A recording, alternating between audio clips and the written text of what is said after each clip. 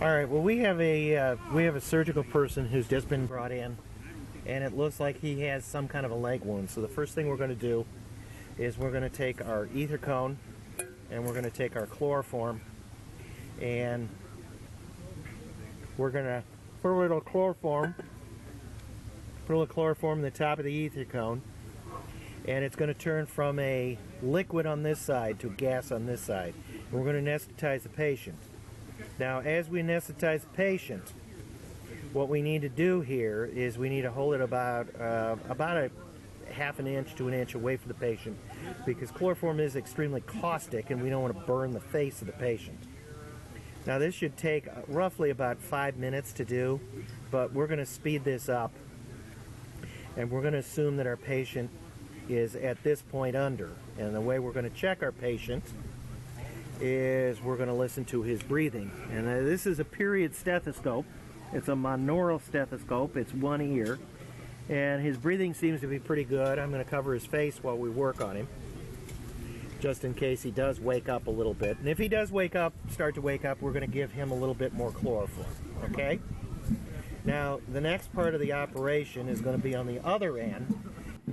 Now, we've moved to the other end, and basically what we're going to do is we're going to see what happened here. It looks like it's probably a spent bullet. That means it was at the end of its trajectory. So the first thing I'm going to do is I'm going to use my best probe to see if there is something in this wound, and that means I'm going to stick my finger in it. I'm going to worm around a little bit, and it feels like there's something in there. So I'm going to expand the wound area, and I'm going to cut a little. Ugh. Ugh. Ugh. Okay.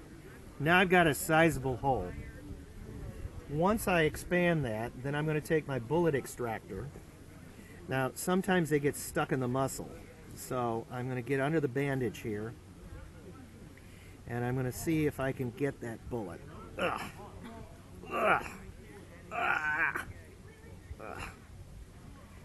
Ah, there it is.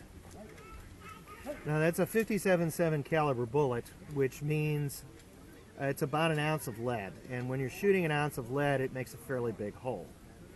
At this point, what I'm going to do is I'm going to go back over, and I'm going to grab my lint. And lint is cotton thread, and that's what we stuff the hole with to absorb anything that might be coming out of that wound, potentially before we see any pus. So I'm going to grab that for a moment.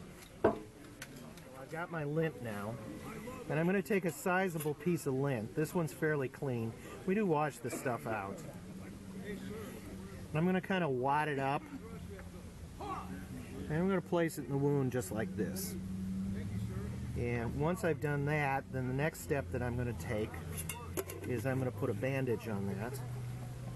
Now, this bandage, as you can see, it's pretty well been washed out, so we can reuse them.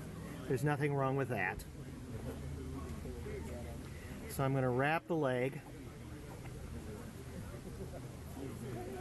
loosely, and once the leg is wrapped, then we'll wake up the patient, and that means I'm going to come up to the patient. I'm going to slap the patient until this patient wakes up.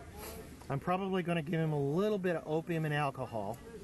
That will assist in easing the pain.